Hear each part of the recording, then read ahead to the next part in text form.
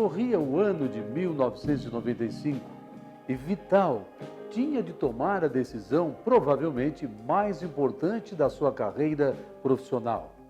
Era a de deixar as funções de professor de história, que exercia há quase 20 anos e lhe dava grande satisfação pessoal, e assumir o cargo de diretor de escola de ensino fundamental pertencente à rede de ensino da Prefeitura de São Paulo, para o qual fora aprovado em concurso público. Às vésperas, moído pela dúvida e pela tensão, passou uma noite revirando-se na cama, sem conseguir dormir, mas acabou realmente assumindo um novo cargo. A escola em que trabalhava, da mesma rede municipal, sentiu a perda de um professor atuante, amigo e companheiro dos alunos.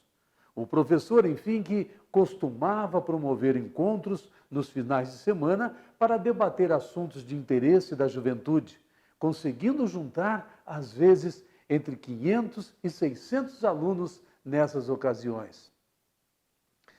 Não foi sem razão, portanto, que na despedida a escola prestou-lhe reconhecidas e significativas homenagens.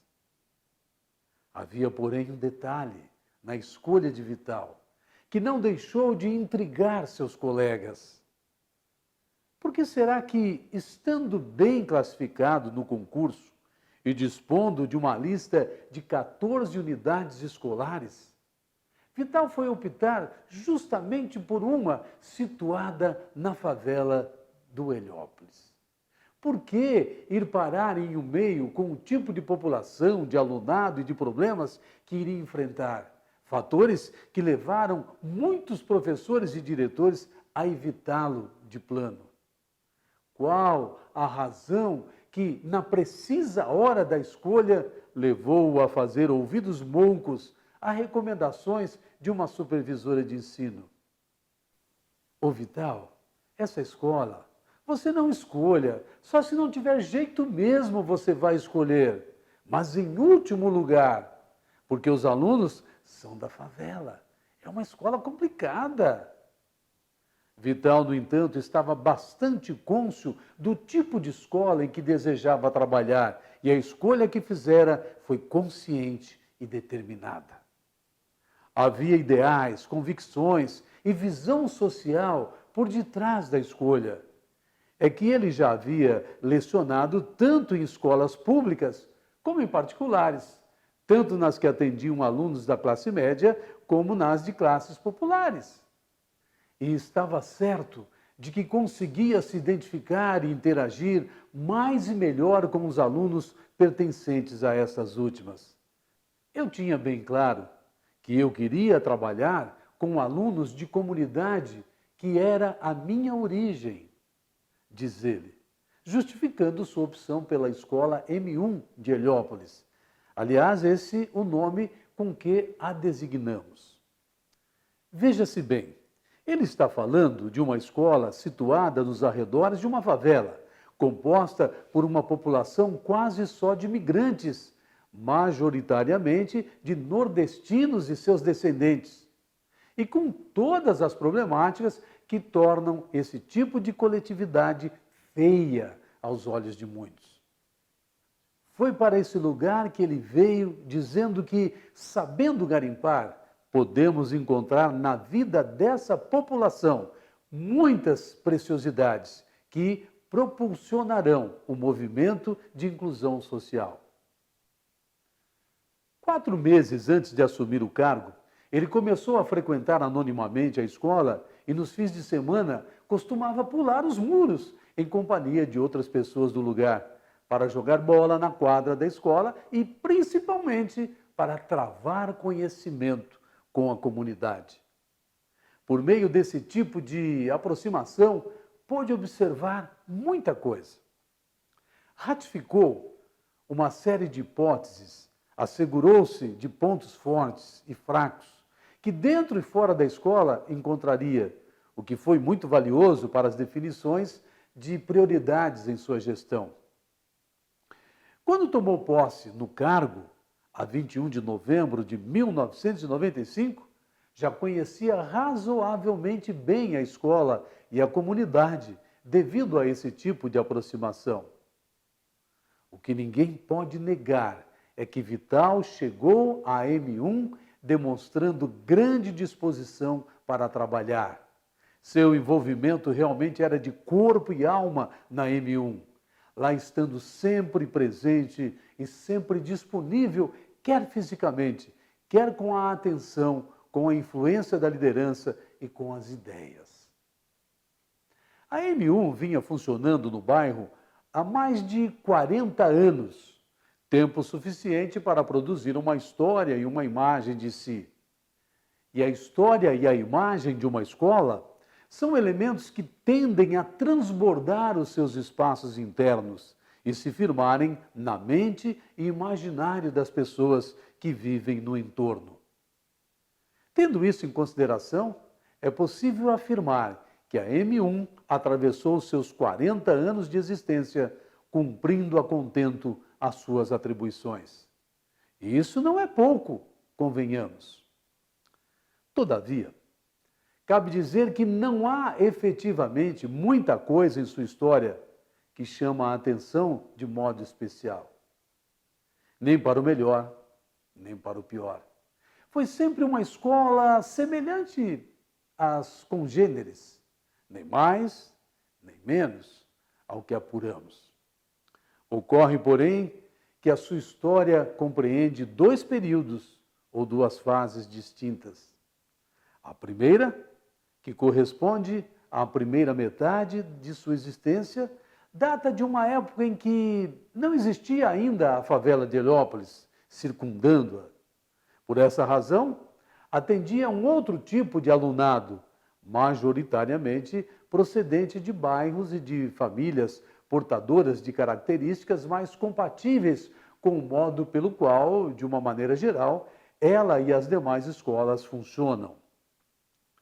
A outra fase começou com o surgimento da favela em volta, vendo-se ela, dali em diante, na contingência de ter de atender uma população com perfil e problemáticas bastante diferentes. O choque foi inevitável. Surgiram as dificuldades de adaptação, as incompreensões e os estranhamentos. O desencontro entre as formas e normas de a escola operar e as necessidades e aspirações dos novos usuários constituíam uma realidade. Isso era expresso em atitudes e atos de parte a parte. A agressividade e a violência aumentaram muito. De um dos lados, não raro, partiam palavras que depreciavam e agrediam. Faveloso, marginal, bandido, vadio e por aí afora. De outro lado, revides e ações de vandalismos, pichações, ameaças, desinteresses pelo estudo, etc. É esse cenário, pouco mais ou pouco menos, que Vital encontra ao assumir o cargo de diretor. Sucede que Vital trazia alguns planos e algumas ideias que eram inegociáveis, verdadeiras linhas mestras do seu projeto de vida e de profissional da educação, e representavam, obviamente, as mais firmes convicções que mantinha sobre o papel da escola pública. Esses planos e essas ideias, em síntese, compreendiam dois eixos, que ele designou: educação inclusiva e escola como centro de liderança. No primeiro, defendia uma educação de qualidade para os excluídos. Tal premissa radicava-se no suposto de que a unidade escolar cumpre trabalhar com aluno contextualizado, com aluno real e concreto. Isso significa, conforme suas explicações, que se o pessoal daqui tem problema de moradia, de saúde, de direitos não efetivados, etc., esses problemas também são da escola, posto que tudo passa pela educação. Outro postulado de base da educação inclusiva é o de que o conhecimento escolar só vai ter sentido se levar esse aluno a ter um projeto pessoal e tentar superar esses problemas. Para ele, a unidade escolar tem papel insubstituível em relação àquilo que lhe é específico, ou seja, à produção e à circulação de conhecimento. Mas isso não excluía, de nenhum modo, a necessidade de uma efetiva participação dela junto ao povo, pela conquista dos direitos e da cidadania. Em última análise, defendia uma escola que funcione também como agência formadora de lideranças e de grupos sociais, que vivem em condições mais desfavorecidas, de modo a fortalecer, ao fim e ao cabo, a sociedade civil. O segundo eixo, indissociável do primeiro, consistia fundamentalmente na sua proposta de promover integração verdadeira entre a escola e a comunidade. A proposta conectava-se à sua convicção de que um projeto educacional não se restringia apenas a um projeto pedagógico, ou seja, o seu papel não se reduz ao campo pedagógico, ao papel de só cuidar dos assuntos escolares. Ensinar a ler e escrever, saber desinteressado, neutralidade e tecnicismo, etc. Distanciando-se da realidade social e trabalhando descontextualizadamente.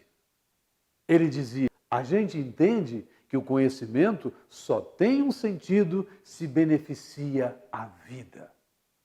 Por consequência daquele eixo de ideias, a escola não pode abdicar de exercer liderança na comunidade em que atua. Significa isso mais do que mera integração escola-comunidade. Significa que a escola deve constituir-se em um centro de liderança, inclusive, no sentido de promover e instrumentalizar a comunidade para esta exigir boa qualidade de educação. Não há dúvida de que, ao mover-se para a M1, levando consigo os planos e as ideias acima, Vital estava, em verdade, agindo de modo muito coerente e em sintonia com a sua vida pregressa, que sempre fora de muita luta e muito desafio. Ele nasceu e cresceu em Córrego das Cruzes, interior de São Paulo, onde foi trabalhador de roça e onde tinha de acordar às 4 da manhã e andar 12 quilômetros até a cidadezinha de Auriflama para frequentar as aulas, começando às 8. Em fase posterior, já na capital, ele estuda teologia no Seminário Maior do Ipiranga. Faltando um ano para ordenar-se padre, sobrevêm-lhe dúvidas a respeito do prosseguimento naquela carreira, o que foi para Vital um momento muito difícil, um momento muito doloroso. Eis parte do seu relato. Essa ordenação significava que eu estava com a sobrevivência garantida. Significava que eu ia ter casa para morar, que eu ia ter uma comunidade para me alimentar e que eu ia ter um carro, inclusive, para poder ir rezar as missas nas capelas, fazer batizados e tudo mais. Então, você imagina, para quem é pobre, o que significa dar esse pulo? Eu disse: eu não sirvo para isso. Não é minha praia. Vital matricula-se então em uma faculdade, no curso de História, tendo agora de pagar os estudos, assim como a vaga em uma república, onde vai morar.